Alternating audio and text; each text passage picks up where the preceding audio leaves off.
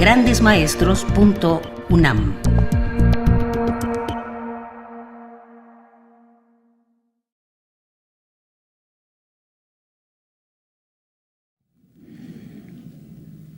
Vamos a dedicar esta quinta y última sesión del curso Silencio y Pudor en la Poesía Mexicana a hablar de dos poetas de la generación de contemporáneos que tienen poéticas discrepantes, distintas, incluso me atrevería a decir contradictorias, que son Javier Villaurrutia y Carlos Pellicer, poetas antípodas de la generación de contemporáneos. Y vamos a establecer esta comparación, esta contraposición, con varias posibilidades. Una, que Pellicer sea realmente una excepción en la poesía mexicana y que, en lugar de contradecir, confirme la regla establecida por Javier Villaurrutia en su introducción a la poesía mexicana, que hemos venido glosando pormenorizadamente a lo largo de este curso. Otra, que Pellicer contradiga y de alguna manera eche por tierra la tesis de Javier Villaurrutia. Y una tercera, que entre ambos poetas, a pesar de sus diferencias, de sus discrepancias, de sus oposiciones, pudiera haber vasos comunicantes, un común denominador que uniera a sus respectivos textos poéticos. Aunque Carlos Pellicer es 4 años mayor que Javier Villaurrutia. Pellicer nació el último año del siglo XIX y Villaurrutia nació en 1903. Pertenecen a la misma generación. El hecho de que pertenezcan a la misma generación y que sean poetas tan discrepantes no nos debe de extrañar, porque los propios miembros de esa generación consideraron que entre sí había diferencias muy notables y quizás las que estamos viendo ahora sean las de los dos poetas más diferentes entre sí, más extremos. Al grado tal se consideraban distintos, discrepantes, que para algunos de ellos, como para Villaurrutia, como Jorge Cuesta también, consideraron que este grupo era el grupo sin grupo y, dicho en términos más poéticos, se denominó también un archipiélago de soledades, que es realmente una imagen poética que mucho conviene y se aproxima a lo que realmente fueron. Tenían un mar en común, pero cada uno representaba de alguna forma una cierta insularidad. Y a pesar de que son poetas de la misma generación, pues son poetas realmente, como ya lo señalábamos, muy diferentes. Sus respectivas poéticas se corresponden con 2 horas diferentes, tienen 2 temperaturas distintas, tienen 2 ánimos preponderantes que discrepan y también reproducen 2 paisajes diferentes y hasta tienen 2 actitudes religiosas distintas. Vamos a tratar de presentar estas diferencias que hemos enunciado. Efectivamente, como ya lo hemos comentado varias veces, Javier Villaurrutia, en su introducción a la poesía mexicana, consideró que la hora de nuestra lírica era precisamente la hora del crepúsculo, esta hora vesperal, esta hora del atardecer, cuando ya deja de ser día y todavía no es noche.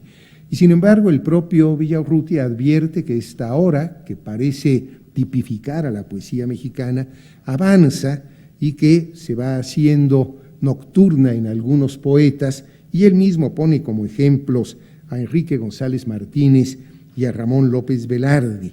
Pero habría que decir que quizás la poesía más nocturna que tengamos en nuestra tradición lírica sea precisamente la poesía de Javier Villaurrutia. La primera parte de sus libros, de su libro capital, del libro más importante, que es Nostalgia de la Muerte, está integrada por sus nocturnos. Hay que recorrer, para tener una idea de esta nocturnidad, los títulos de estos poemas que integran la gran parte de Nostalgia de la Muerte, como son Nocturno Miedo. Habría que empezar por el Nocturno, que no tiene ninguna adjetivación y que es el que leímos y comentamos en alguna de estas sesiones.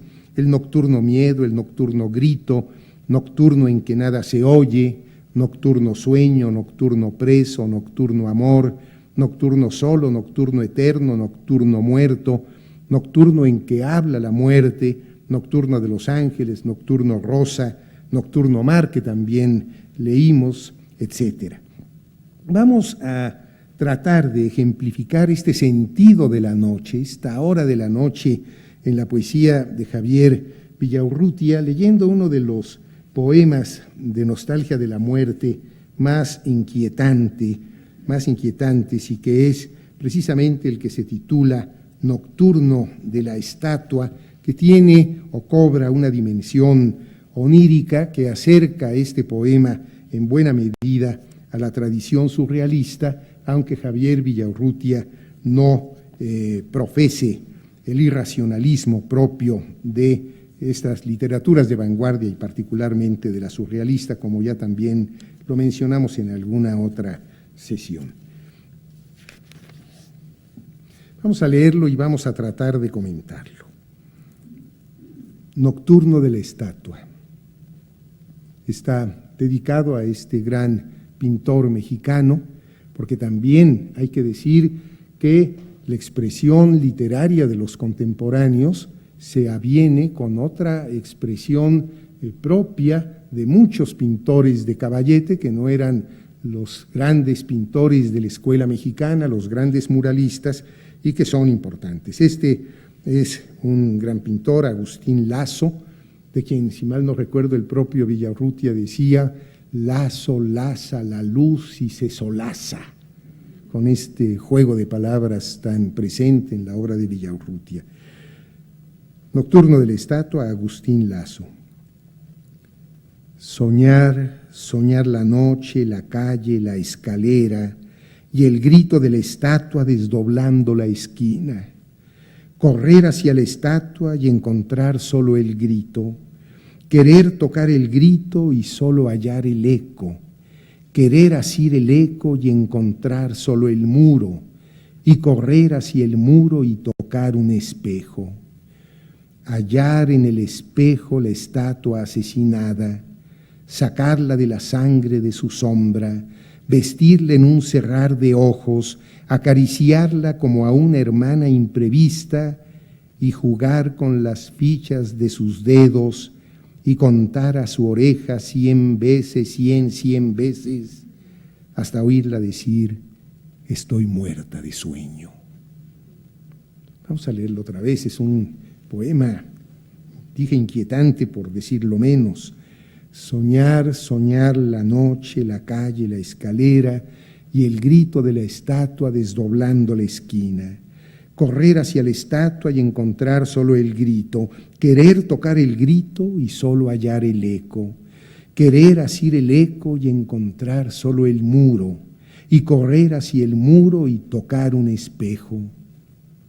Hallar en el espejo la estatua asesinada, sacarla de la sangre de su sombra, vestirla en un cerrar de ojos, acariciarla como a una hermana imprevista y jugar con las fichas de sus dedos y contar a su oreja 100 veces, 100 veces, hasta oírla decir: estoy muerta de sueño. No se puede explicar un poema, pero sí se pueden tener algunos caminos de aproximación, porque muchas veces las metodologías críticas para leer la poesía, como se quejaba Gastón Bachelard, explican la flor por el fertilizante. Es decir, que utilizan una metodología que acaba por ser de alguna manera poemicida. Ya que estamos invocando a este gran filósofo francés llamado Gaston Bachelard, un hombre realmente insólito, cuya formación es la de las matemáticas, la física, un gran estudioso de la teoría atómica, que hizo su tesis doctoral sobre la transferencia del calor, en donde dice algo que para un lego como yo resulta muy atractivo, que cuando uno abre, por ejemplo, un refrigerador, no es que uno sienta frío porque salga frío del refrigerador, sino que el refrigerador le quita a uno un poco del calor que tiene. Y cuando esto lo extrapola Bachelard, por ejemplo, a las visitas a los enfermos, que los enfermos agradecen tanto, y cuando nosotros somos los visitantes a veces vamos con cierto temor, es porque finalmente el enfermo, por la misma mecánica de la transferencia del calor, nos roba un poco de nuestra salud para su bien, para su recuperación, y acabamos nosotros un poco menos sanos de cómo entramos. Pero este filósofo, que después se dedicó a la sociología, que hizo pues una serie de trabajos de paradigmas sociológicos, que después estudió asuntos de psicología, de psicoanálisis y de filosofía, pues acabó realmente dedicado casi en su totalidad, como culminación de su carrera intelectual, dedicado al estudio de la poesía. Hay algunos libros extraordinarios en donde trata de establecer las relaciones entre los elementos de la naturaleza y las imágenes poéticas, y los títulos son verdaderamente portentosos. ¿Qué les parece un título como Psicoanálisis del fuego? O el agua y los sueños, el aire y los sueños, la tierra o la voluntad de reposo, en fin, la llama de una vela. Es un escritor muy fecundo que publicó más de 60 títulos, que dedicó sus últimos trabajos al estudio del gran poeta nacido en Uruguay, pero finalmente francés por haberse expresado en lengua francesa, que es uno de los grandes poetas considerados poetas malditos, que fue Lautréamont, Isidore Ducasse, conde de Lautréamont. Y bueno, lo que dice Gaston Bachelard para hablar de la imagen poética es que sería conveniente, y ese es un mero convencionalismo, establecer una diferencia entre el alma y el espíritu. Son dos términos que él considera que tienen un grado de oposición. Piensa Gaston Bachelard que al alma le corresponde la imagen poética, porque la imagen poética es simple, la imagen poética no tiene antecedentes, la imagen poética surge como una especie de sacudimiento del alma. En cambio, al espíritu le corresponde el pensamiento racional, que siempre implica un saber previo, que siempre implica una concatenación.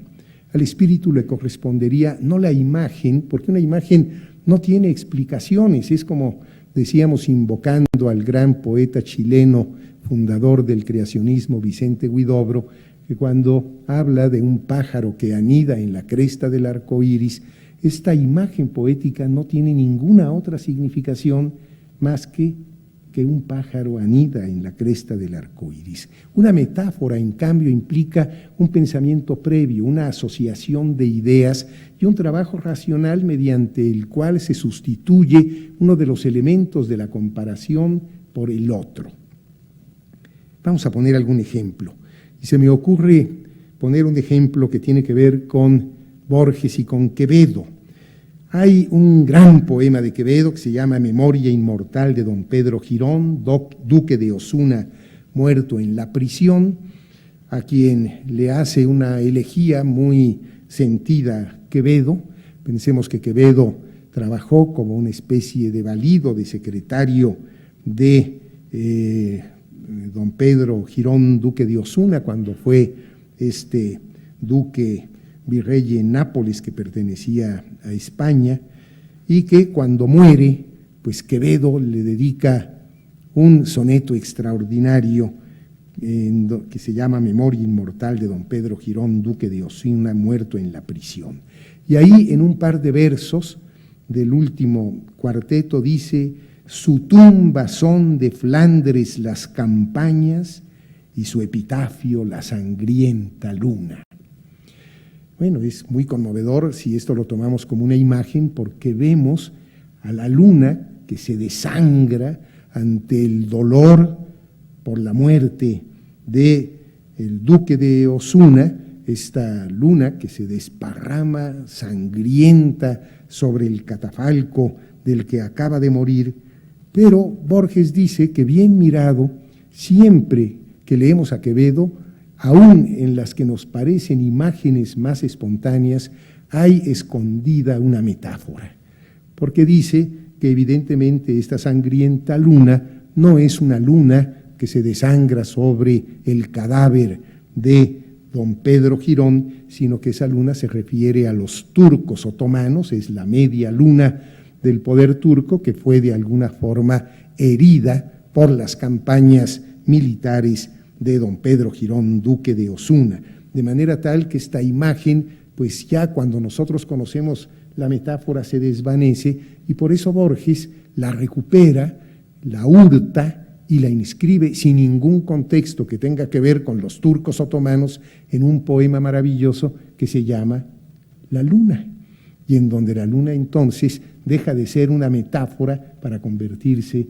solamente en una imagen poética. En fin, siguiendo con esta terminología, lo que dice Gastón Bachelard es que el espíritu pues sufre periódicos relajamientos. El espíritu, que es el de la razón, pues se cansa, y cuando se cansa necesita reposar, y cuando reposa generalmente duerme, y cuando duerme generalmente sueña. En cambio, el alma, dice Bachelard, no duerme, no sueña. El alma siempre vela, no sueña, el alma ensueña. ¿Y qué es ensoñar? Pues es soñar despierto. Hay un libro maravilloso de Bachelard que se llama precisamente La Poétique de la Rêverie, la poética de la ensoñación. Así pues, el espíritu proyecta un poema y lo lleva hasta el final, y en él puede incluir, ya de manera lúcida, consciente, las ensoñaciones que el alma pudo haber tenido. El espíritu concatena esas imágenes, las organiza en el poema, y en cambio el alma no concatena nada, el alma simple y sencillamente produce estas imágenes poéticas, estas ensoñaciones. Dice Bachelard que propiedad del alma, y no le tiene miedo a esa palabra tan desacreditada ya en nuestros tiempos, que al alma le corresponde la inspiración, mientras que al espíritu le corresponde el talento. Pues bien, ¿qué es lo que ocurre en este poema? Según una lectura que puedo hacer a la luz de Bachelard. Bueno, pues lo que ocurre es que el espíritu efectivamente se ha dormido y sueña la noche, sueña la calle, sueña la escalera y todo lo que está descrito en este poema. Pero el alma, en cambio, que no sueña, el alma que siempre está en vela, es quien aprovecha esta especie de distracción del espíritu para escapársele a su vigilancia, y entonces es el alma quien transita por la calle y quien sube la escalera. Y miren con qué certidumbre digo que sube la escalera, porque, como dice Gastón Bachelard en La Poética del Espacio, en la imaginación poética, las escaleras que van al desván o que van a la azotea siempre son ascendentes. Las escaleras que van al sótano, por el contrario, siempre son descendentes. Es imposible para la imaginación poética imaginar una escalera que vaya del sótano a la planta baja, o una escalera que baje de la azotea. Las escaleras que van a la azotea siempre suben, las escaleras que van al sótano siempre bajan. El alma sube y no baja porque no huye, sino busca, No se refugia, sino que se expone, liberada por un momento de la vigilancia del espíritu que duerme, sigue los impulsos del deseo, porque este es un poema del deseo, un deseo que, como lo vimos en el nocturno primero de Villaurrutia, queda despierto precisamente cuando la conciencia vigilante se duerme. Sigue los impulsos del deseo que el espíritu censura durante la vigilia y está dispuesta a correr todos los peligros de la esquina. ¿Qué es una esquina? Si sigo la poética del espacio, otro libro maravilloso de Gaston Bachelard, diría que una esquina pues es un rincón visto por fuera. El rincón implica intimidad, la esquina implica exposición, imprevisibilidad. El rincón acoge las ensoñaciones del castigo o de la timidez. La esquina, en cambio, acoge las ensoñaciones del peligro. Todo puede ocurrir a la vuelta de la esquina. No sabemos qué hay del otro lado de la esquina. Así, en este poema da la impresión de que el alma va en busca del objeto del deseo, este grito de la estatua. El grito de la estatua que es magnético, que es irresistible. El alma acude imantada, fascinada, me atrevería a decir irresponsable, liberada, incluso lujuriosa, pero la estatua, el símbolo del deseo, se escamotea, se esconde, se fuga, se transforma en otras cosas, en eco, el grito, etc. Y lo único que hace realmente con este escamoteo, con esta fuga, con esta constante transformación es azuzar el deseo y es sustituida por sus efectos cada vez más vagos, hasta que desaparece asesinada en un espejo.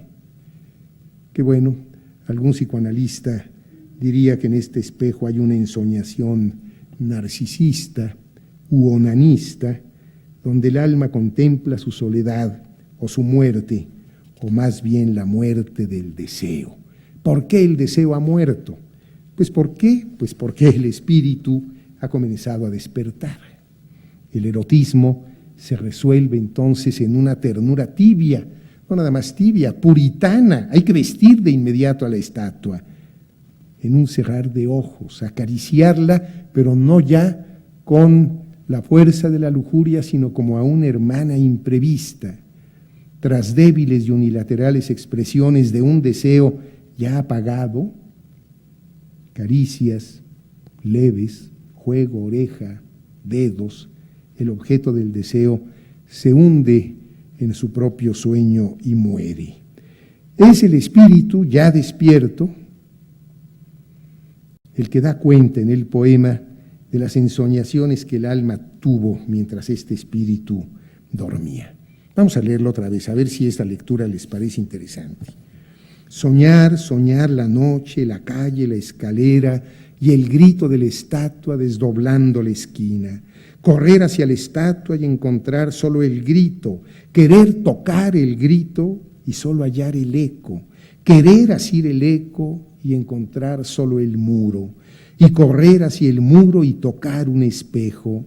Hallar en el espejo la estatua asesinada, sacarla de la sangre de su sombra, vestirla en un cerrar de ojos, acariciarla como a una hermana imprevista y jugar con las fichas de sus dedos y contar a su oreja 100 veces, 100 veces, hasta oírla decir, estoy muerta de sueño. Evidentemente que este poema tiene una gran afinidad con el surrealismo. Es más, Javier Villaurrutia fue acusado de haberse plagiado a un poeta francés surrealista llamado Jules Supervielle, que tiene un poema muy parecido que empieza diciendo «Césir, Césir le soir, la pomme et la statue».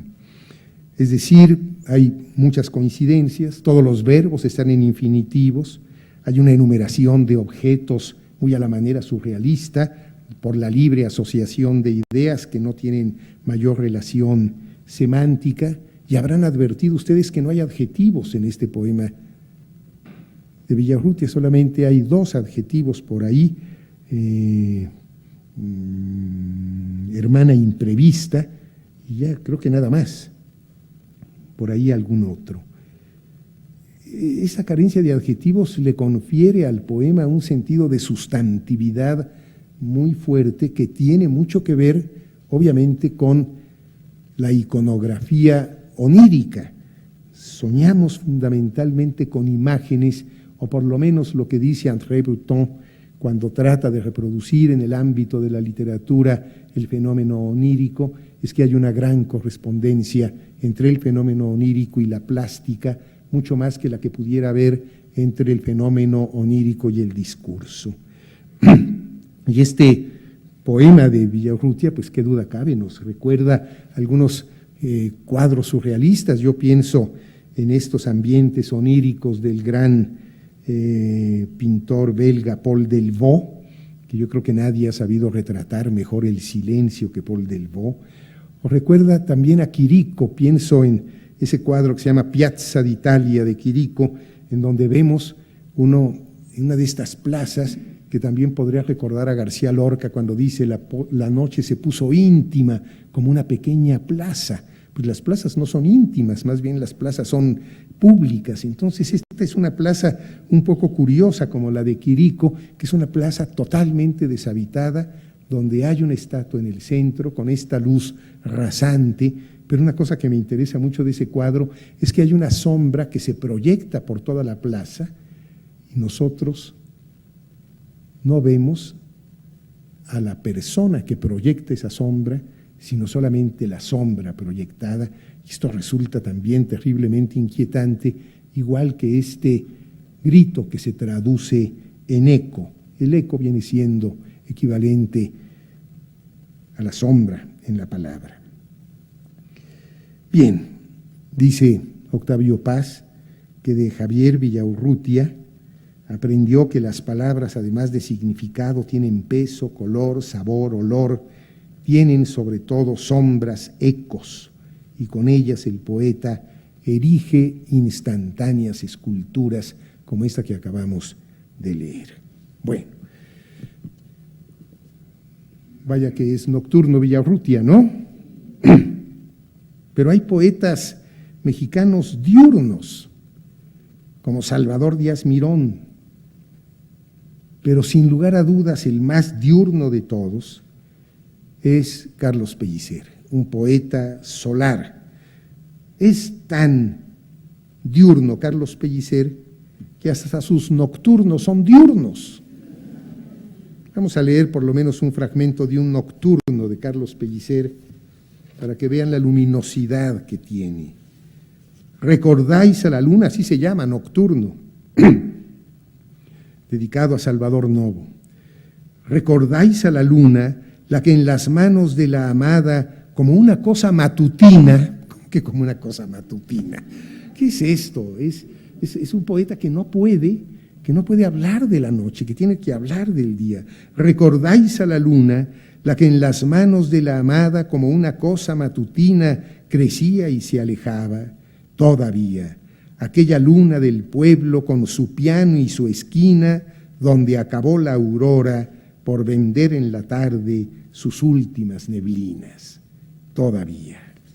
Bueno, ya leímos en alguna ocasión el poema Deseos de Carlos Pellicer, en donde se confiesa en términos poéticos de cuál es la afinidad que tiene con el sol y cómo él quisiera tener un tono distinto que podría empatarse más o corresponder mejor con el espíritu de la poesía mexicana. Vamos a leerlo nuevamente. Trópico, ¿para qué me diste las manos llenas de color? Todo lo que yo toque se llenará de sol. En las tardes sutiles de otras tierras pasaré con mis ruidos de vidrio tornasol. Déjame un solo instante dejar de ser grito y color. Déjame un solo instante cambiar de clima el corazón. Beber la penumbra de una cosa desierta. Inclinarme en silencio sobre un remoto balcón. Ahondarme en el manto de pliegues finos dispersarme en la orilla de una suave devoción, acariciar dulcemente las cabelleras lacias y escribir con un lápiz muy fino mi meditación. Oh, dejar de ser un solo instante el ayudante de campo del sol, trópico, ¿para qué me diste las manos llenas de color? Bueno, es un poeta, pues, que contrasta muy evidentemente con Villaurrutia por lo que hace a la hora de su poesía, pero no nada más son 2 horas distintas, sino son también 2 temperaturas. En alguna sesión pasada, cuando leímos el Nocturno Mar, puse el énfasis en esos 2 versos que yo creo que son los de menor temperatura de la poesía mexicana de Javier Villaurrutia, cuando dice: sábana, nieve de hospital invierno, tendida entre los dos como la duda. Mientras que la poesía de Pellicer es una poesía de 40 grados, a la sombra. Es febril, en ella, dice el poeta, delira el carmesí y el sol quema sus naves para permanecer en el cenit. Que eso es maravilloso. El sol quema sus naves para permanecer en el cenit, para no declinar nunca. Es decir, quema sus naves, es decir, interrumpe su trayectoria para que ese mediodía sea perpetuo. Fíjense en estas 2 líneas de Pellicer. En la lenta explosión del mediodía, la luz hace del trópico un Sebastián sangrante.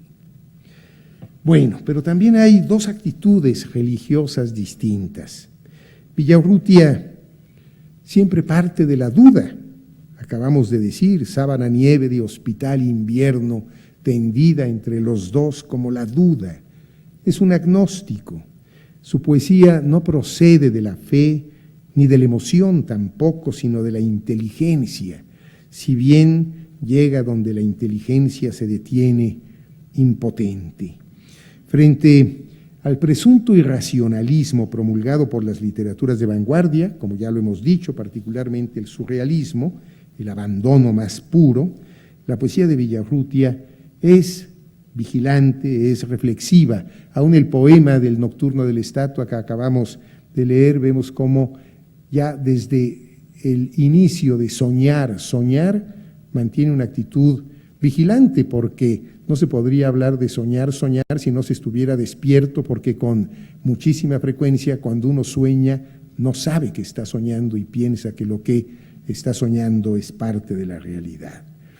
Villaurrutia, pues, es un escritor vigilante, es un escritor reflexivo, lo hemos dicho, y al concluir el prólogo de la famosísima antología Laurel de 1941, a la que también hemos hecho referencias, Villaurrutia distingue 2 actitudes que con respecto a la literatura francesa contemporánea, que siempre fue un poco el paradigma, adopta la poesía de lengua española de su tiempo. Por un lado, la que deja fluir el lenguaje poético del abandono más puro, de acuerdo al irracionalismo derivado de los movimientos de vanguardia, y por otro lado, la que sin desdeñar las aportaciones y las posibilidades del irracionalismo, mantiene en el proceso creativo una atención profunda, una constante vigilancia. Sin lugar a dudas, Javier Villaurrutia inscribe su propia poesía en esta segunda tendencia. El tema dominante de su poesía, pues, es precisamente la lucha o la dialéctica entre esta conciencia vigilante y lo que André Breton llamó las potencias oscuras del alma. Fíjense lo que dice Villaurrutia en la introducción a la poesía mexicana que hemos comentado tanto.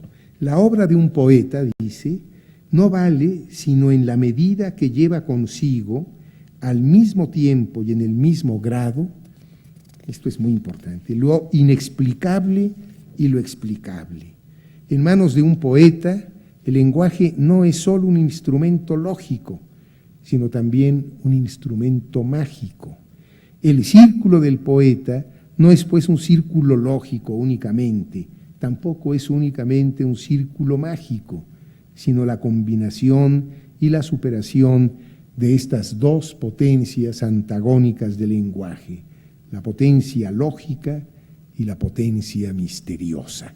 Si hay esta dualidad, pues esta potencia lógica es la que se utiliza, y por eso me he permitido citar a Bachelard como el espíritu que de alguna forma da cuenta de estas ensoñaciones del alma que corresponderían a esta potencia misteriosa. Este es realmente el contenido de toda la poesía de Villaurrutia, esta lucha entre el sueño y la vigilia, entre la conciencia y el irracionalismo, entre los deseos más oscuros y la censura de esos deseos. El resultado de la poesía de Villaurrutia es precisamente la resolución de estas antinomias. No creo, sinceramente, que haya una definición mejor de la poesía de Villaurrutia que la que da Octavio Paz, aunque después, muy posiblemente, Octavio Paz tuvo algún resquemor.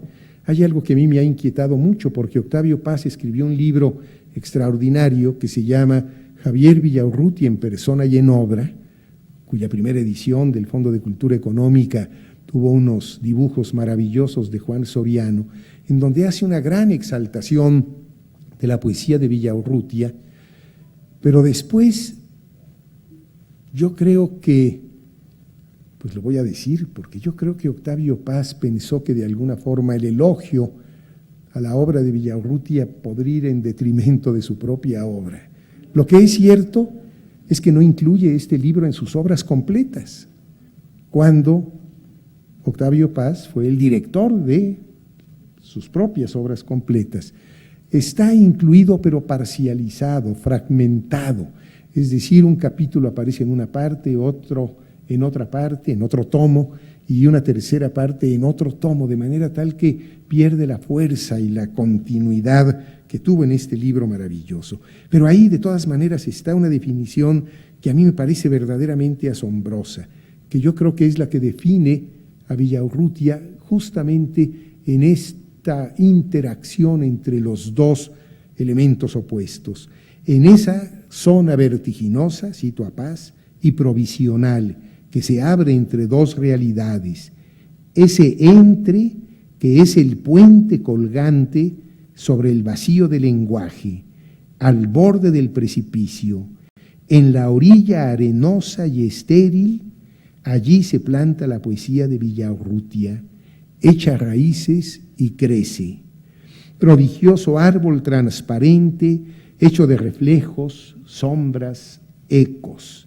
El entre no es un espacio, sino lo que está entre un espacio y otro. Tampoco es tiempo, sino el momento que parpadea entre el antes y el después. El entre no está aquí ni es ahora. El entre no tiene cuerpo ni sustancia. Su reino es el pueblo fantasmal de las antinomias y las paradojas. El entre dura lo que dura el relámpago. A su luz el hombre puede verse como el arco instantáneo que une al esto y al aquello sin unirlos realmente y sin ser ni el uno ni el otro, o siendo ambos al mismo tiempo sin ser ninguno.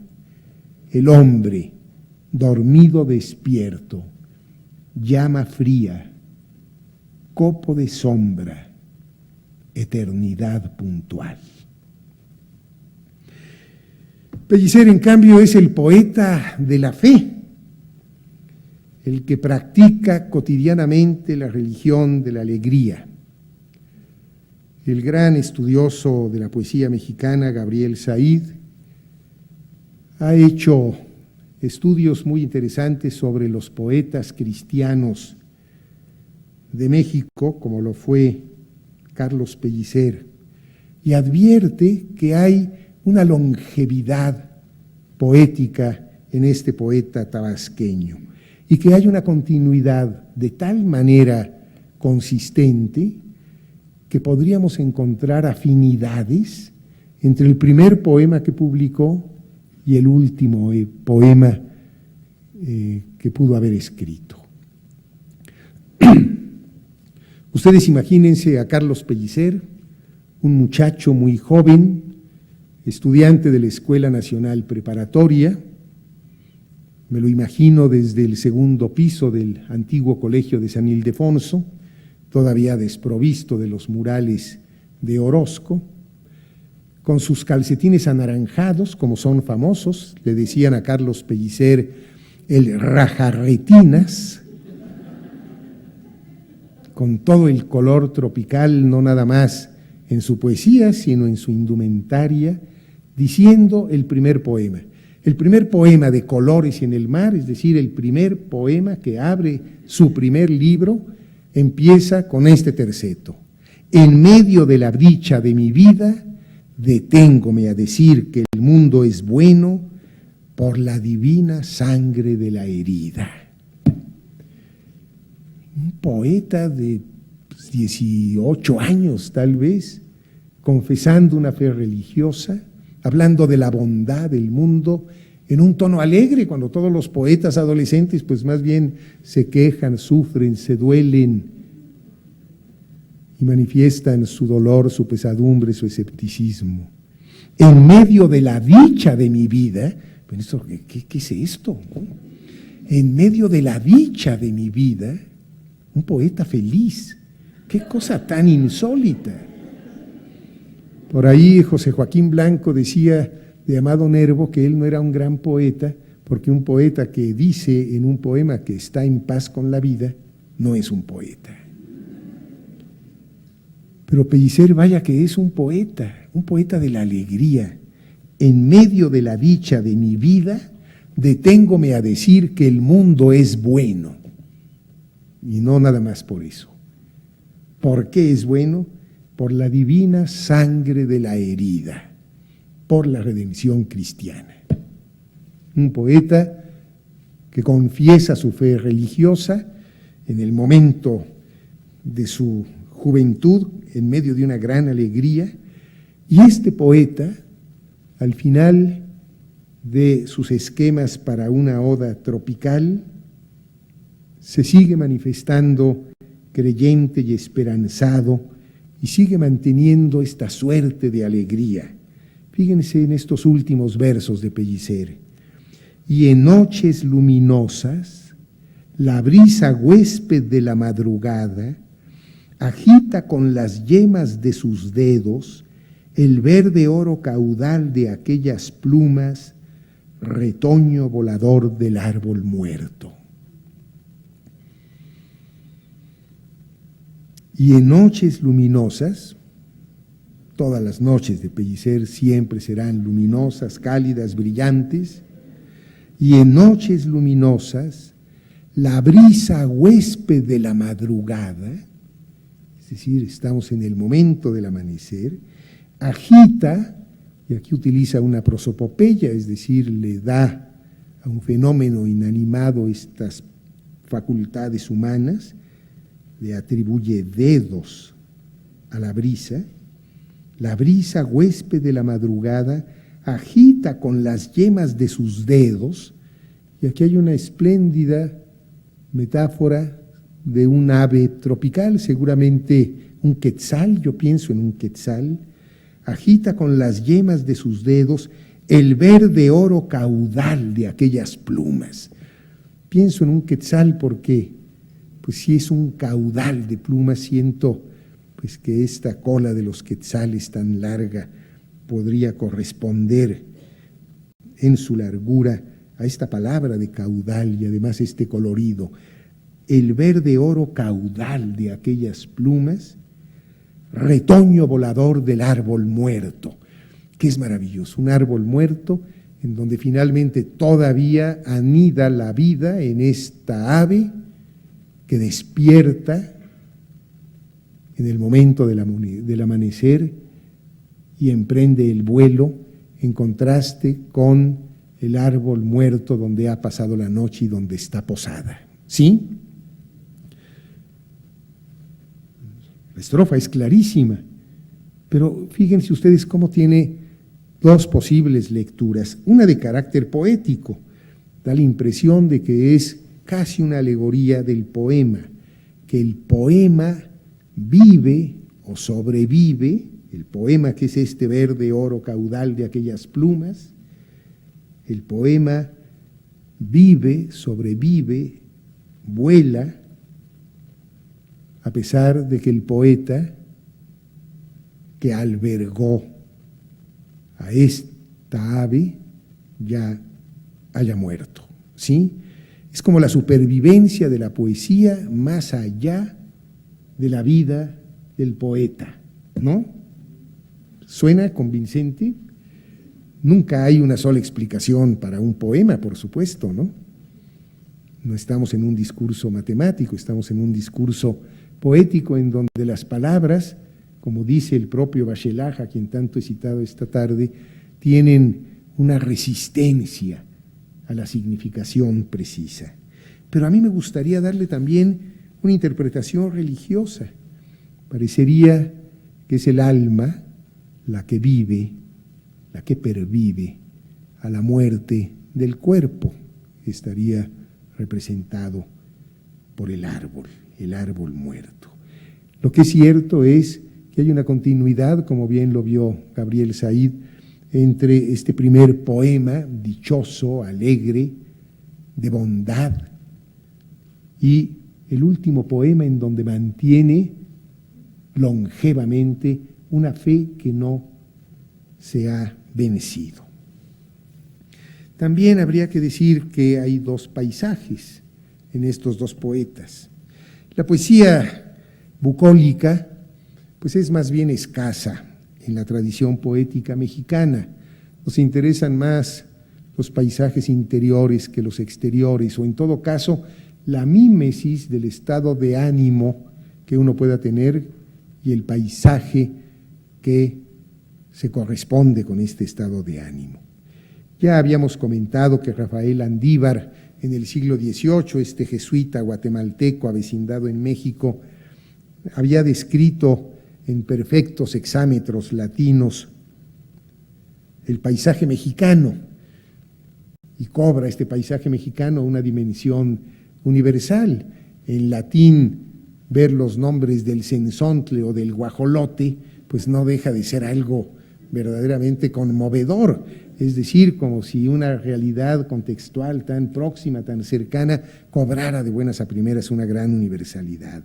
Porque efectivamente Rafael Andívar hace transcurrir a las diosas de la antigüedad grecolatina entre nopales y magueyes, aturdidas por las voces de los enzontles o de las guacamayas.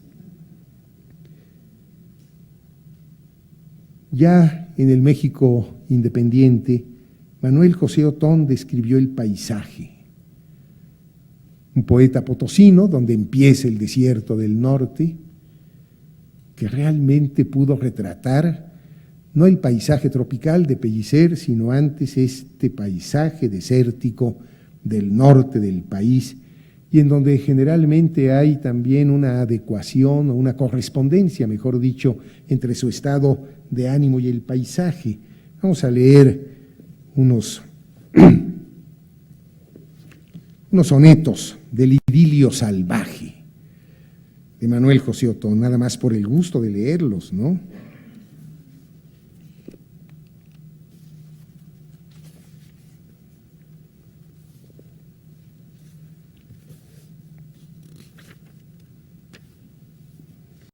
Vamos a leer 3 sonetos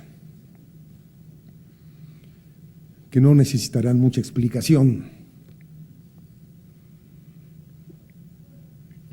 Mira el paisaje, inmensidad abajo, inmensidad, inmensidad arriba. En el hondo perfil la sierra altiva, al pie minada por horrendo tajo. Bloques gigantes que arrancó de cuajo el terremoto de la roca viva, y en aquella sabana pensativa y adusta ni una senda ni un atajo.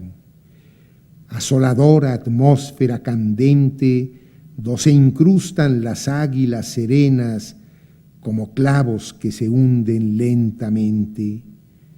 Silencio, lobreguez, pavor tremendos, que viene solo a interrumpir apenas el galope triunfal de los berrendos.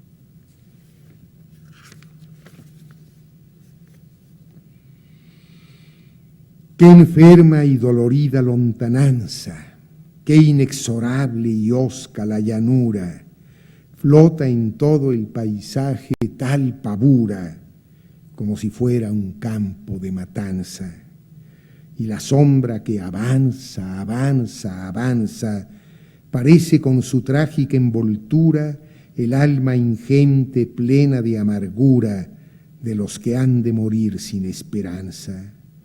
Y allí estamos nosotros oprimidos por la angustia de todas las pasiones, bajo el peso de todos los olvidos. En un cielo de plomo el sol ya muerto, y en nuestros desgarrados corazones el desierto y el desierto. ¿Quedó claro? Y para que se vea esta correspondencia, que ya está aquí muy anunciada, entre el estado de ánimo y el paisaje, veamos el envío, es decir, aquel soneto con el que concluye su idilio salvaje, en donde habla de la mujer a la que se lo dedica. Es terrible este soneto. En tus aras quemé mi último incienso y deshojé mis postrimeras rosas. Do se alzaban los templos de mis diosas, ya solo queda el arenal inmenso. Quise entrar en tu alma y qué descenso, qué andar por entre ruinas y entre fosas. A fuerza de pensar en tales cosas, me duele el pensamiento cuando pienso. Pasó que resta ya de tanto y tanto deliquio, en ti ni la moral dolencia, ni el dejo impuro, ni el sabor del llanto. Y en mí qué hondo y tremendo cataclismo, qué sombra y qué pavor en la conciencia, y qué horrible disgusto de mí mismo. Este es un poeta, ¿no? Y vamos a leer, ya que hay otro poeta del paisaje, que es Salvador Díaz Mirón, otro idilio.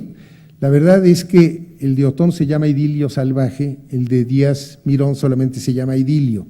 Creo que el de Díaz Mirón se debería llamar idilio salvaje y el de Otón solamente idilio. Ya lo verán por qué. Es terrible. No voy a leer más que unas cuantas líneas, unas cuantas estrofas, para que oigan ustedes la musicalidad. Esto es totalmente distinto. Si lo de Otón era el desierto, esto es la selva. La selva lujuriosa, mórbida. Es bárbaro lo que aquí ocurre en esta selva. Es una selva verdaderamente lujuriosa, donde se va a consumar, por cierto, una violación.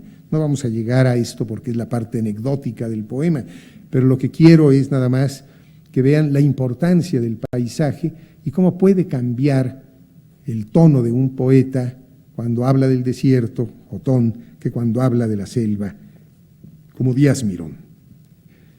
La diferencia que puede haber entre un poeta potosino y un poeta veracruzano.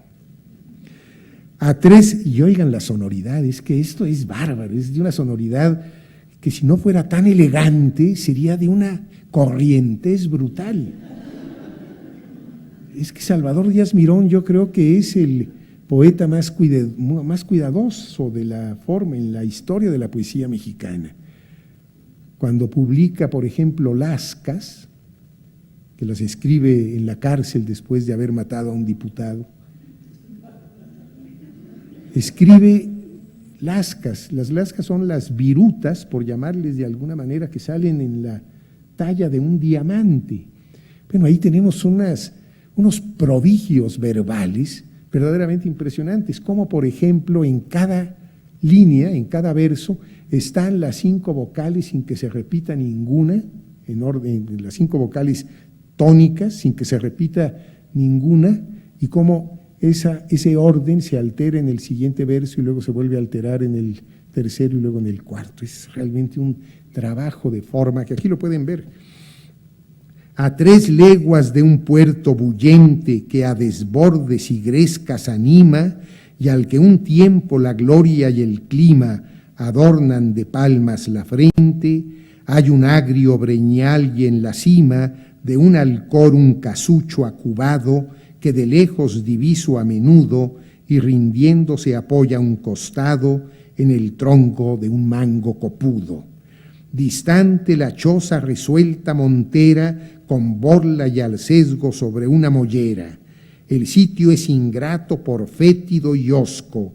El cardón, el nopal y la ortiga prosperan y el aire transciende a boñiga, a marisco y a cieno y el mosco pulula y hostiga.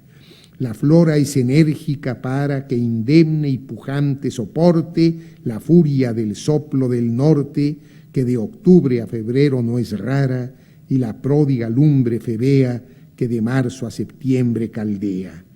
El oriente se inflama y colora como un ópalo inmenso en un lampo y difunde sus tintes de aurora por piélago y campo, y en la magia que iriza y corusca, una perla de plata se ofusca.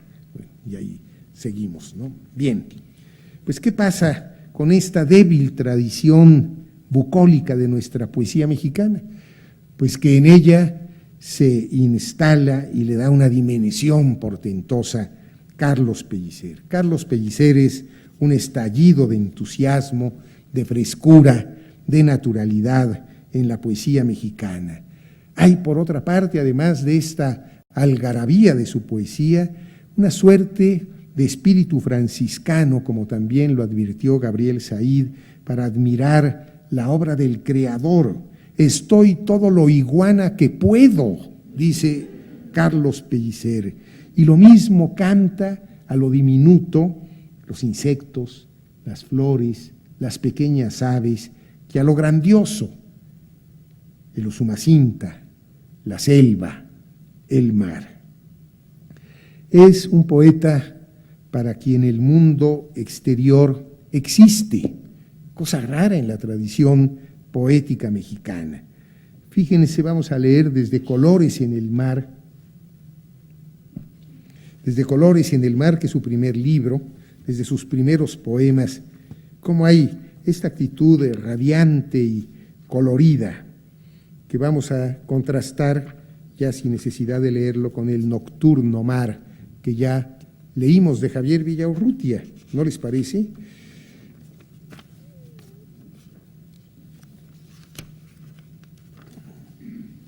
Nada más, basta con unas estrofas de Colores en el mar para que sintamos este aire fresco y colorido, y juguetón y gracioso y luminoso.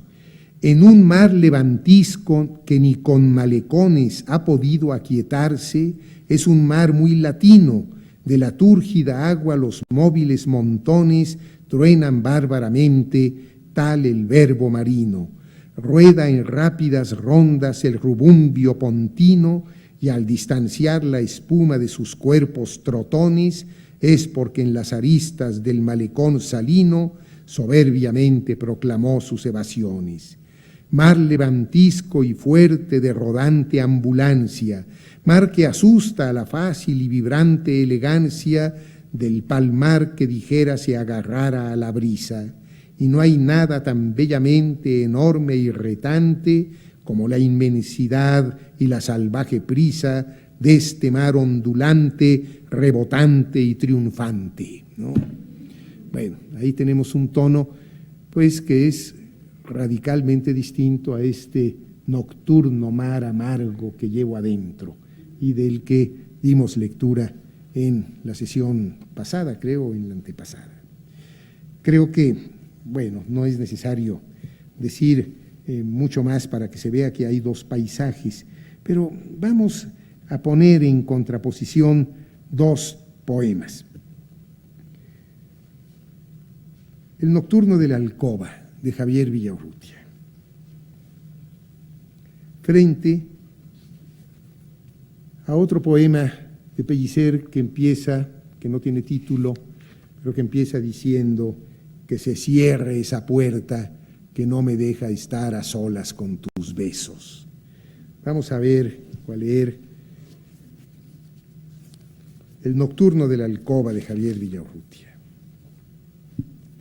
Es terrible, es un paisaje también, es un paisaje íntimo.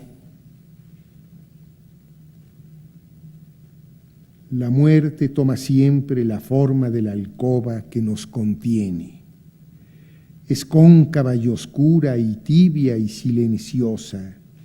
Se pliega en las cortinas en que anida la sombra. Es dura en el espejo y tensa y congelada, profunda en las almohadas y en las sábanas blanca.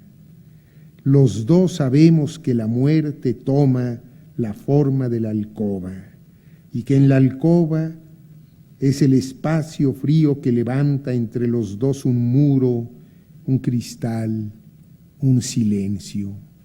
Entonces solo yo sé que la muerte es el hueco que dejas en el lecho cuando de pronto y sin razón alguna te incorporas o te pones de pie. Y es el ruido de hojas calcinadas que hacen tus pies desnudos al hundirse en la alfombra. Y es el sudor que moja nuestros muslos, que se abrazan y luchan y que luego se rinden. Y es la frase que dejas caer interrumpida y la pregunta mía que no oyes, que no comprendes o que no respondes. Y el silencio que cae y te sepulta cuando velo tu sueño y lo interrogo. Y solo yo sé que la muerte es tu palabra trunca, tus gemidos ajenos y tus involuntarios movimientos oscuros cuando en el sueño luchas con el ángel del sueño. La muerte es todo esto y más que nos circunda y nos une y separa alternativamente, que nos deja confusos, atónitos, suspensos, con una herida que no mana sangre. Entonces, solo entonces, los dos solos sabemos que no el amor, sino la oscura muerte nos precipita a vernos cara a cara a los ojos y a unirnos y a estrecharnos más que solos y náufragos, todavía más y cada vez más. Todavía.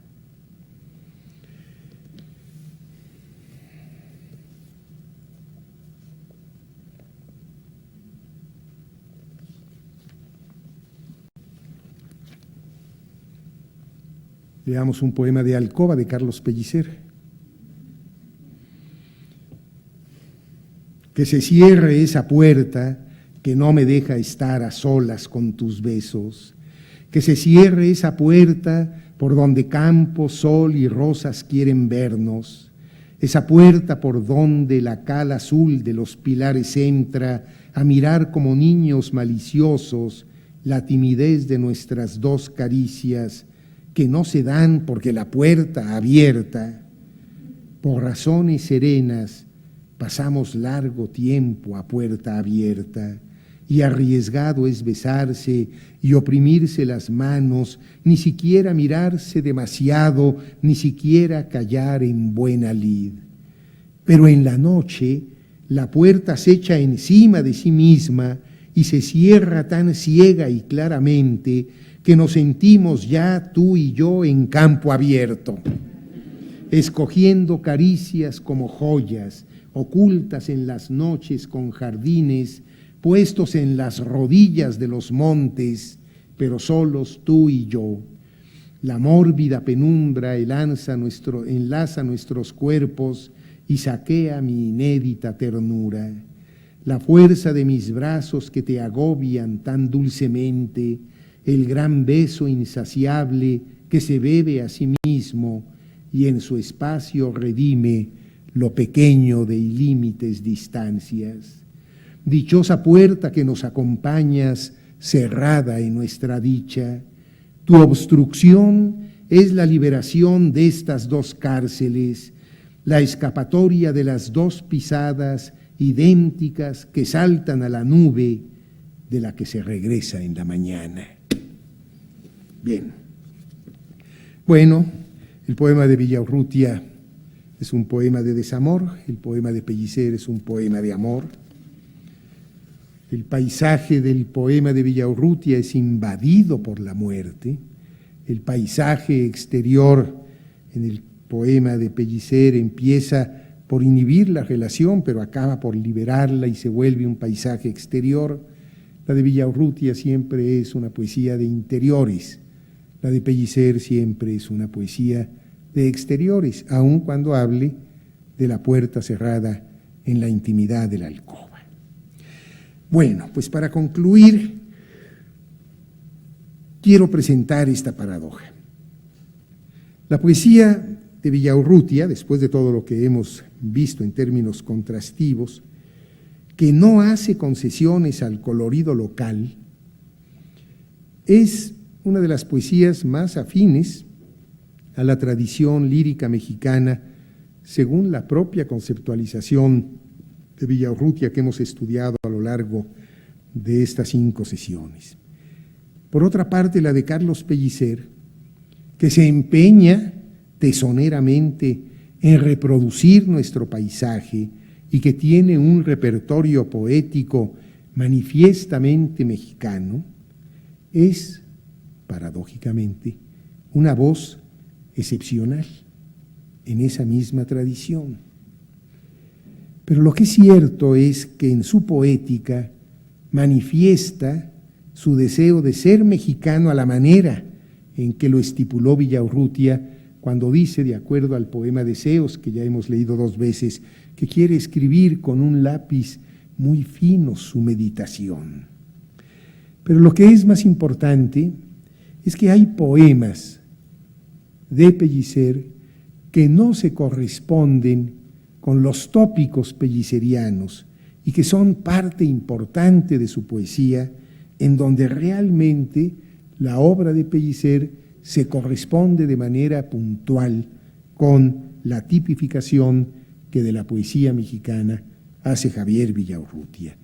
Quiero leer solamente un soneto de Pellicer que en principio no parecería de Pellicer por su intimidad, por su pudor, por su silencio, y que sin embargo es de Pellicer y no es un poema aislado, es un poema que se inscribe en su libro Recintos, que ya habla, como su nombre mismo lo indica, de estos paisajes interiores que también están en su obra.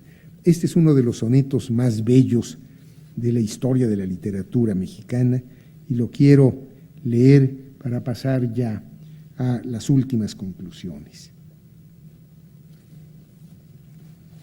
Ya lo he anunciado varias veces, pero ahora lo vamos a leer completo. Está en el recinto y se llama Horas de Junio.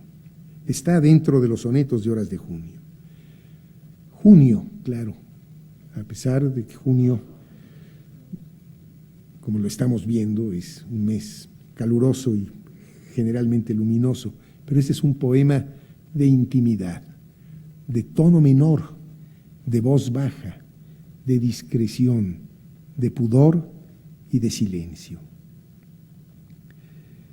Junio me dio la voz, la silenciosa música de callar un sentimiento. Junio se lleva ahora como el viento la esperanza más dulce y espaciosa. Yo saqué de mi voz la limpia rosa, única rosa eterna del momento. No la tomó el amor, la llevó el viento, y el alma inútilmente fue gozosa. Al año de morir todos los días, los frutos de mi voz dijeron tanto y tan calladamente que unos días vivieron a la sombra de aquel canto. Aquí la voz se quiebra y el espanto de tanta soledad llena los días. De rodillas hay que leerlo, ¿verdad? Lo leemos otra vez, ¿no? Fíjense cómo está el silencio, cómo lo que le da junio es la silenciosa música que le permite no decir, sino callar un sentimiento. Esas rosas que su poesía finalmente incubó, afloró, no cumplieron su objetivo, porque lo que dijeron lo dijeron muy calladamente. Y lo que es maravilloso de este soneto es que en el último terceto el llanto sofoca al poeta y ya no puede continuar, y no pone unos puntos suspensivos, sino que cumple el terceto diciendo que no puede continuar. Es un poco Sor Juana en esta tarde, mi bien, cuando te hablaba, etcétera, ¿no? Junio me dio la voz, la silenciosa música de callar un sentimiento. Junio se lleva ahora como el viento la esperanza más dulce y espaciosa. Yo saqué de mi voz la limpia rosa, única rosa eterna del momento. No la tomó el amor, la llevó el viento, y el alma inútilmente fue gozosa. Al año de morir todos los días, los frutos de mi voz dijeron tanto y tan calladamente que unos días vivieron a la sombra de aquel canto. Aquí la voz se quiebra y el espanto de tanta soledad llena los días. Vaya que es un poeta mexicano de acuerdo a las estipulaciones de Villaurrutia. Conclusiones. Yo creo que Villaurrutia tiene razón en su introducción a la poesía mexicana. Detecta, apoyado en una tradición crítica que hemos rastreado y que va de Enrique Sureña a Castro Leal, pasando por Alfonso Reyes, detecta, digo, los rasgos dominantes, aunque no exclusivos ni excluyentes, de la poesía mexicana.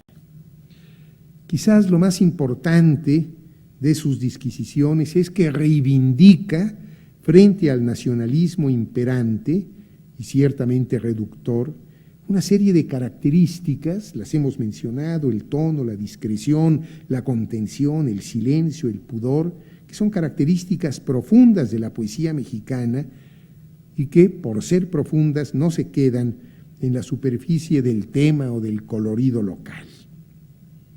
Por otra parte, hace suya una tradición y le imprime un carácter canónico, después de haberla detectado, para inscribir, eso es cierto, su propia obra en esa tradición poética mexicana, toda vez que esa mexicanidad fue negada a la poesía de Javier Villaurrutia y de la generación de contemporáneos. Lo que es cierto es que Javier Villaurrutia contribuyó a que nos conociéramos mejor, más profundamente y sin prejuicios ideológicos coyunturales. Las consideraciones de Villaurrutia se corresponden, sí, con la época que le tocó vivir, una época en la que se amenazaba la verdadera expresión nacional, según Villaurrutia, que seguramente era más verdadera que la impuesta por un discurso no exento de demagogia. Ya pasaron muchos años desde que Villaurrutia formuló esta tesis, hace 70 años, y además antes que él, pues ya la habían esbozado, como lo he dicho, Enrique Sureña, Castro Leal, Reyes. ¿Son vigentes estas consideraciones de Javier Villaurrutia? Yo creo que sí lo son si las vemos retrospectivamente, es decir, lo que Javier Villaurrutia dijo de su poesía, de la poesía de sus contemporáneos y de la poesía preexistente a esta generación, yo creo que es cierto. Pero si me preguntaran si en la actualidad la tesis de Villaurrutia sigue vigente, yo diría que quizá no. ¿Por qué? Pues porque Villaurrutia está respondiendo al tema de la identidad, aunque sea para negar la actitud tan deliberadamente identitaria que plantearon los nacionalistas de su momento. Y el tema de la identidad me parece que ya no es prioritario ni en la literatura ni en el arte en general en nuestros días. Edmundo Gorman, el gran Edmundo Gorman, maestro de nuestra universidad, decía que si nos preocupaba tanto la búsqueda de la identidad nacional es porque reconocíamos que la habíamos perdido. Si no, no la andaríamos buscando todo el tiempo. Si ahora no nos preocupa y no es el tema dominante ni de nuestra expresión literaria, ni de nuestra expresión plástica ni musical, lo que no significa que no tenga rasgos de mexicanidad, pero si ya el asunto de la identidad no nos preocupa de manera dominante, es quizá porque ya la encontramos, aunque tal vez todavía no nos hayamos dado cuenta. Muchas gracias.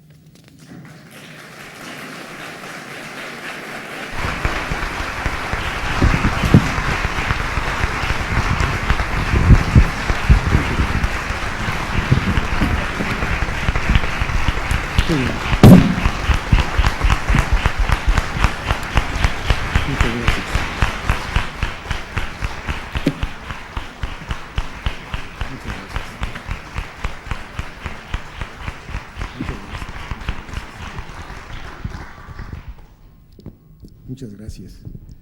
Alguien me dio por escrito unas preguntas. Alguien que anunció una cierta timidez para formularlas de viva voz por aquello del silencio y del pudor. Dice, el silencio y el pudor de la poesía, según se ha descrito y comentado, trastoca también la narrativa o la dramaturgia nacionales. En caso de que, y dos están concatenadas, en caso de que el silencio y el pudor solo sean propios de la poesía, ¿a qué se debería esta peculiaridad y a qué la dificultad de rastrear o inferir en otros géneros la creación literaria? Bueno, es una pregunta muy amplia que ameritaría otro curso. Lo que sí puedo decir, ¿quién está, dónde está quien me preguntó? Espero que para poderme dirigir directamente, bueno, prefiere el anonimato, también por pudor. ¿Dónde está? Ah, ya, muy bien. Lo que yo creo es que puede haber diferencias por una sencilla razón. La poesía es la expresión del yo. La narrativa, perdón que sea tan simplista, es la expresión del él. Y el género dramático es la expresión del tú. Es decir, los tres grandes géneros, desde la antigüedad grecolatina hasta nuestros días, pues han tenido que ver con las tres personas posibles de una narración. La poesía está escrita siempre en primera persona, y cuando no está escrita en primera persona hay una especie de subversión del género, ¿sí? El género lírico, pues es la expresión del yo. El género dramático es el teatro, es aquel género en donde los personajes se hablan de tú o de usted, pues se hablan en segunda persona unos a otros, en donde el narrador se escamotea, se esconde y en lugar de hablar él hace que los personajes hablen y él pues no figura más que en alguna acotación por ahí. Y la narrativa, la novela, es la expresión de la tercera persona, ¿sí? Es la conquista del tiempo pretérito y de la tercera persona. Esas son las características pues, de la narrativa antigua, como puede ser la poesía épica, de la Ilíada, de la Odisea. Esta posibilidad objetiva de hablar del otro, sin que el otro sepa que se está hablando de él. ¿Por qué? Pues porque la narrativa tiene esta visión omnisciente, generalmente, esta distancia crítica, esta gran objetividad homérica.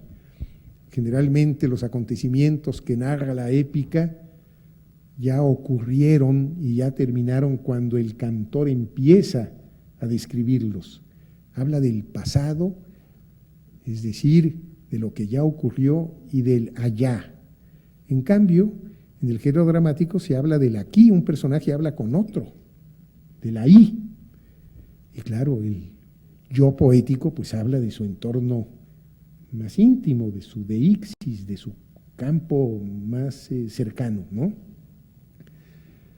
Pues es mucho más comprensible tener pudor cuando se habla de uno que cuando se habla de otro. De manera que esto que se advierte con mucha claridad en la expresión lírica, en el yo poético, pues no necesariamente prevalece en una narrativa que habla de lo otro y en donde el escritor no necesariamente se compromete con su yo en los acontecimientos que relata. ¿Sí me explico? Por ahí va, bueno, la explicación es bastante. Eso no significa que no pueda haber algunos elementos de pudor en algunas obras dramáticas o en nuestra narrativa, pero me parece que estas características que señala Villaurrutia pues tienen que ver fundamentalmente con la expresión del yo, que es donde existe la susceptibilidad de ser pudoroso y de ser silencioso y de ser meditativo y de ser contenido y cauto, ¿sí? Sí. Con respecto a Elías Nandino, a Gilberto Owen, sí. Esta relación que hemos visto de este pudor y silencio, ¿cómo está presente? Bueno, yo creo que está presente. Hay que recordar que un libro de Elías Nandino se llama Triángulo de Silencios. Es decir, yo creo que esta actitud del silencio que Javier Villaurrutia estipula para justificar su propia obra, podría haber contado con muchos más ejemplos. Tengan en cuenta que este texto de Villaurrutia fue una mera conferencia que dio en el transcurso seguramente de una hora. Yo llevo como 10 horas y pues he hablado de algunos poetas nada más, y obviamente Villaurrutia no habló de muchos de los poetas y no habló mucho de sus contemporáneos, sino inmediatamente de sus antecedentes.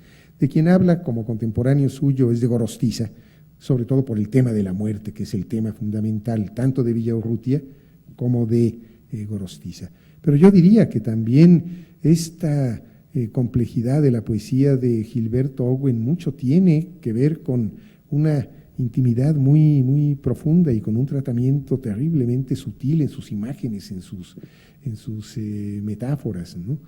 Me parece que los poetas de contemporáneos son poetas muy distintos entre sí. La prueba es que hemos puesto dos ejemplos antagónicos, que son Pellicer y Villaurrutia, que obedecen a la misma generación y que dan fe muy claramente de que se trata de un archipiélago de soledades, pero tienen, yo creo que en común, pues esto que no es algo que estén inventando, sino que es finalmente la fuerza de una tradición que incide en ellos mucho más profundamente que lo que pudo haber incidido el nacionalismo imperante frente al cual se opusieron, ¿sí? Y eso me parece importante porque lo que sí nos da Villaurrutia es la posibilidad de ver una sintomatología de la mexicanidad distinta de la imperativa y de la que formaba parte ya de un discurso demasiado oficializado, demasiado institucionalizado, ¿sí?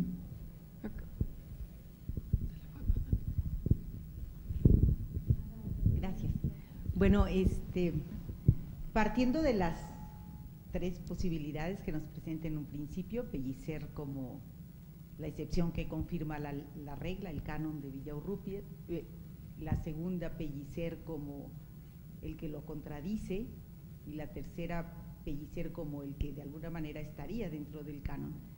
Yo de verdad intenté escuchar toda esta plática, toda esta sesión, buscando reafirmar una tesis que a veces me funciona, que es que los extremos se tocan, pero realmente no encontré nada. Entonces mi pregunta es, ¿cuál sería una posible explicación a Pellicer? O sea, digamos, como no conozco mucho su vida, podría ser como una reacción ante tanta grisura, tanto esto, o ¿de qué manera lo explicamos, no?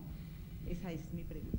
Sí, me parece muy bien. No tengo una respuesta porque no quiero ser determinista de un contexto que explique una tonalidad, pero a lo mejor algo de influencia tiene. Pienso, por ejemplo, en las características que estableció Pedro Enríquez Ureña, que tienen que ver con la temperatura, el clima, el paisaje, para definir un tipo de poesía. Y entonces él dice, por ejemplo, que la poesía peruana y la poesía mexicana nunca han sido arrebatadas. ¿Por qué? Pues porque no es cierto que aunque seamos un país tropical, el altiplano central sea tropical, ¿no? Pues la verdad es un paisaje más bien no exactamente frío. Yo creo que lo mejor que tiene la Ciudad de México es su clima, como decía José Luis Martínez, pero tampoco es el trópico, ¿no? No es trópico, ¿para qué me diste las manos llenas de color? Y justamente la altura, tanto de tantas ciudades peruanas como de las ciudades andinas, pues como de la Ciudad de México, hacen que haya una literatura más hacia adentro, ¿no? Y el trópico siempre pues obliga a la exterioridad. El propio Pedro Enríquez Ureña, y ya no sé si lo dije aquí porque pues como doy tantas clases, a veces me confundo, pero Pedro Enríquez Ureña suscribe una tesis muy interesante de carácter dialectal, en donde es muy claro que en la medida en que las expresiones lingüísticas son más del trópico, más cercanas a la costa, ya lo dije aquí, se abren más las vocales y se cierran más las consonantes, ¿no? Oye, me ven acá, ¿qué es lo que te pasa? ¿No? Habla un cubano. Pero en cambio un mexicano dice, préstame 300 pesos, ¿dónde nos vemos? Pues en Insurgentes. Pues ¿a qué horas? Pues a las 6 de la tarde. Pues ¿en dónde? Pues en el Sanborns. Es decir, se acaban todas las vocales y se hace un susurro sibilante, ¿no? Bueno, yo creo que estos elementos meramente contextuales tienen que ver con la expresión poética. Los poetas del altiplano son de tono mucho más bajo, menor, más silencioso, más introvertido. Y claro, si tenemos un poeta como Pellicer, que nace en el trópico, que nace en la selva, que vive además íntimamente vinculado toda su vida con Tabasco, hay que tener en cuenta que Pellicer fue un gran creador de museos y de zoológicos, ¿no? Que además combinó estas dos entidades en principio diferentes y excluyentes de una manera extraordinaria. Cuando vamos al Museo de la Venta en Villahermosa, pues es un museo donde vemos esas cabezas gigantes y al mismo tiempo estamos viendo cocodrilos y un serpentario, ¿no? Este sentido del trópico está tan presente en toda su poesía. Yo, bueno, ya que estamos en la parte de preguntas, puedo decir, no sé si esto lo dije, si puedo decir cosas más personales. Tuve yo alguna vez la enorme oportunidad de acompañar a Carlos Pellicer a Cuba, y yo recuerdo que en alguna ocasión estábamos en Varadero y él estaba con el comandante José Ramón Fernández, que a la sazón era el ministro de Educación de Cuba. Eso no lo platiqué aquí, ¿verdad? Y entonces estábamos en Varadero, bueno, eso lo cuento en una novela, sí. Y entonces, pues estaba ahí Pellicer y imagínense ustedes, Pellicer, cuyo primer libro se llama Colores en el mar, viendo el mar de Varadero, que es de un colorido verdaderamente fascinante, ¿no?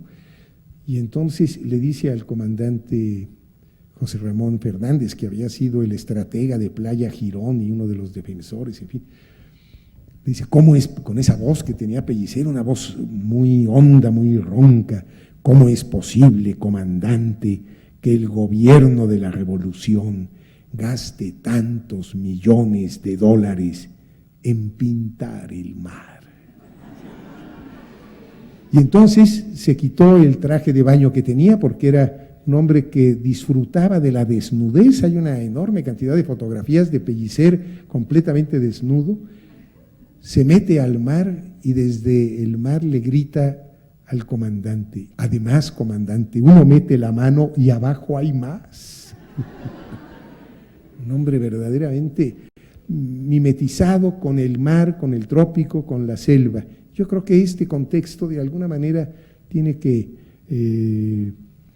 ejercer alguna influencia en su poesía. Bueno, hemos visto, y creo que ha sido muy clara la diferencia, lo que puede ocurrir frente al paisaje en un poeta potosino y en un poeta veracruzano, como el poeta potosino pues ve este desierto como parte de la proyección de su propio estado de ánimo. Es terrible, ¿no? Es el desierto del alma, finalmente, de lo que está hablando en ese envío. Quise entrar en tu alma y qué descenso, que andar por entre ruinas y entre fosas, y a fuerza de pensar en tales cosas, me duele el pensamiento cuando pienso. Es terrible. Esto solamente un poeta del desierto lo puede hacer, a diferencia de un poeta veracruzano que habla de los breñales, de la selva tropical, y con una actitud muy, muy distinta, ¿no?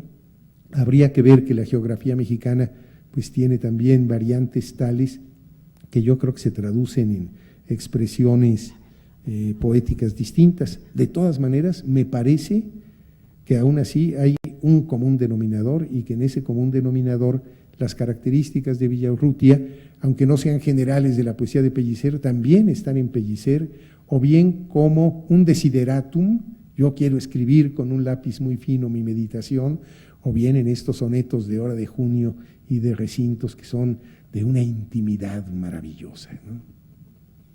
Bueno. Lo que siento yo que están, creo que sí me escuchan, ¿no? Sí. Lo que comparten ellos es la intensidad y la profundidad. O sea, no importa cómo describan, ya sea sentimientos o paisaje, lo que sí se toca es la intensidad. Sí, yo creo que cuando se dice que los extremos se juntan, pues sí, la verdad aquí hay momentos en que estos extremos se juntan, ¿no? Ahora, yo no quiero tanto, como yo creo sinceramente que el asunto de la identidad es un asunto que ya, como la lluvia, diría Borges, pertenece al pasado. Me parece que sinceramente no es tan importante saber en dónde estriban las características de la mexicanidad.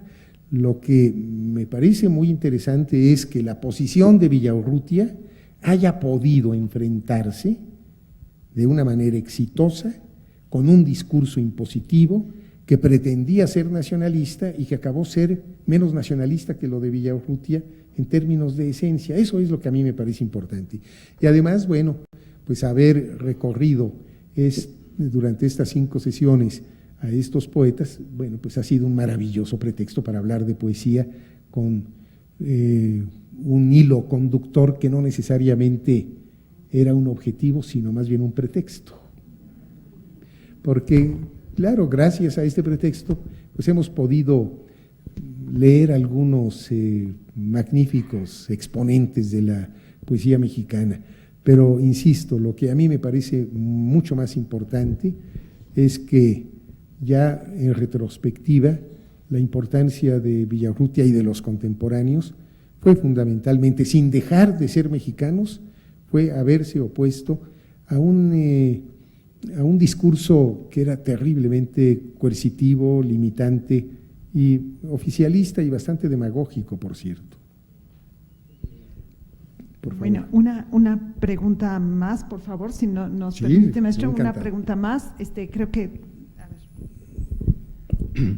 De todas las características que se tocaron, hay una que a mí sí me dejó inquieto y me parece inquietante. La característica de que la poesía mexicana ha sido de crepúsculo, yo sí me dejó pensando, ¿crepúsculo de qué? Porque hay un crepúsculo cuando hay un nacimiento, hay un desarrollo y una cierta característica del mismo, y llega una hora crepuscular. Cuando decimos que la poesía mexicana nació en el silencio, nació en el pudor, etcétera, me inquieta por qué entonces tiene la característica de crepuscular.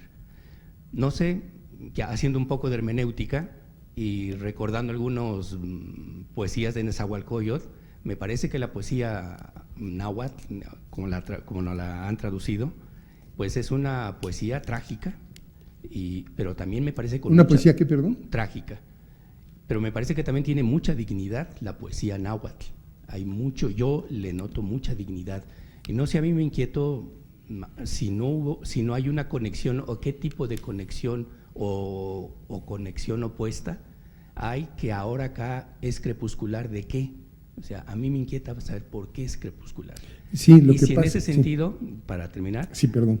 la otra es de todo lo que vimos, sin necesidad de estar recordando las identidades, ¿qué es lo que más pervive de estas características, muy en particular en los últimos 60 años para acá en la poesía actual? Ese sí son 2 cursos, sí.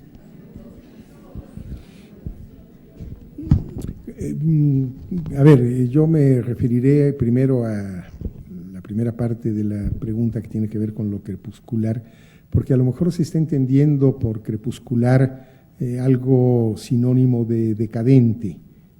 ¿No va por ahí? No. Lo que dice Javier Villarrutia es que nuestra poesía justamente es una poesía que no es rotunda, que no es ni totalmente diurna ni totalmente nocturna, que así como tiene un tono menor, la hora que mejor le conviene en términos de sensibilidad de expresión es la hora del crepúsculo. Claro, él se está basando fundamentalmente en algunos poetas, muy particularmente en Luis G. Urbina, que tiene un libro que se llama Puestas de Sol, precisamente, en donde sí hay este colorido rasante, este colorido ya tenue, este colorido debilitado, que no es el colorido de Carlos Pellicer, sino es un colorido que ya va pardeando con la tarde, digamos, ¿no? Entonces yo creo que se refiere a ese color fundamentalmente de la poesía y pone algunos ejemplos, y el ejemplo que más destaca es el de Luis G. Urbina, pero ese colorido tenue, digamos, propio del crepúsculo, ya no muy luminoso ni plenamente nocturno, ese colorido tenue, yo creo que sí es más o menos equivalente o correspondiente pues a un tono menor, a una discreción, a una actitud contenida, ¿no? Con respecto a la poesía prehispánica, a mí me parece sinceramente que la poesía lírica mexicana, que puede tener manifestaciones espléndidas, que yo por lo menos no conozco directamente y que difícilmente se pueden conocer directamente porque pues todos sabemos que esta poesía lírica era fundamentalmente de tradición oral, que había expresiones en algún tipo de códices que después los propios informantes fueron diciéndolas en sus lenguas originales y transcritas en caracteres latinos por algunos franciscanos, pero en fin, lo que es cierto es que entre lo que conocemos, porque además después de esto viene la traducción, y lo que fue, pues puede haber un largo trecho, y en ese sentido a mí me resulta siempre pues muy peligroso hablar de literatura náhuatl, sobre todo si no conozco la lengua, porque hay pues muchas etapas, muchos estadios distintos entre una expresión lírica original y lo que podemos conocer de esa expresión. Yo creo que ha habido esfuerzos maravillosos de Ángel María Garibay, de Miguel León Portilla, en fin, de hacernos conocedores de un mundo ignoto. Pero lo que es cierto, y eso nos guste o no nos guste, más bien no nos gusta, pero lamentablemente así fue, la expresión en lenguas indígenas, la expresión literaria en lenguas indígenas realmente quedó proscrita en el mismo siglo XVI, fue relegada a un segundo plano, no participó la expresión en lenguas indígenas en los certámenes literarios, no fue publicada, muchas veces algunos escritores de origen indígena se veían precisados a escribir en español, aunque fueran temas indígenas y precortesianos, de manera que es un mundo poco conocido, y a mí lo que me parece es que sin duda las culturas prehispánicas son un sustrato muy determinante y muy importante del ser mexicano, pues si no seríamos iguales a los españoles y no somos iguales a los españoles, evidentemente,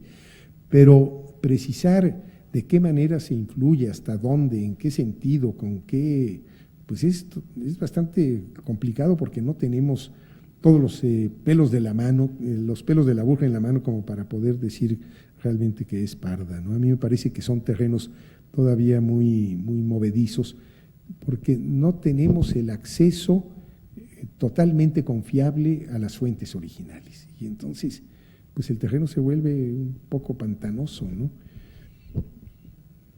Ahora, yo creo que hay de todas maneras poetas que sienten una vinculación muy fuerte con el mundo prehispánico. Pienso, yo creo que en uno de los mayores poetas vivos de la lengua en México, que es Rubén Bonifaz Nuño, que siente que es el heredero de esa tradición, ¿no? Y es extraordinario. Bueyes, puercos años han pisado sobre mí, desmañanado, sin mañana, sin ayer, desayerado también. Válgame, qué poeta, ¿no? Es grandísimo cuando además, bueno, pues es un gran latinista, traductor de Propercio, de Catulo, acaba de traducir directamente del griego la Ilíada en 2 volúmenes, bueno, y ya ciego, me parece verdaderamente admirabilísimo, ¿no? Y bueno, él siente que es parte de la heredad prehispánica. Así lo han considerado los estudiosos de ese mundo y de otros mundos, ¿no? Por ejemplo, Alfonso Méndez Plancarte, que hizo ni más ni menos que la primera antología de poetas novohispanos mexicanos, novohispanos, y que también es el que anotó las obras de Sor Juana Inés de la Cruz. No ha habido todavía una edición mejor que la de los 4 tomos del Fondo de Cultura Económica. Bueno, decía que sí, hay una heredad de este mundo prehispánico, pero perfilarla, definirla, decirla, cuantificarla, valorarla, a mí me parece muy complicado, por lo menos para mí, ¿no? grandesmaestros.unam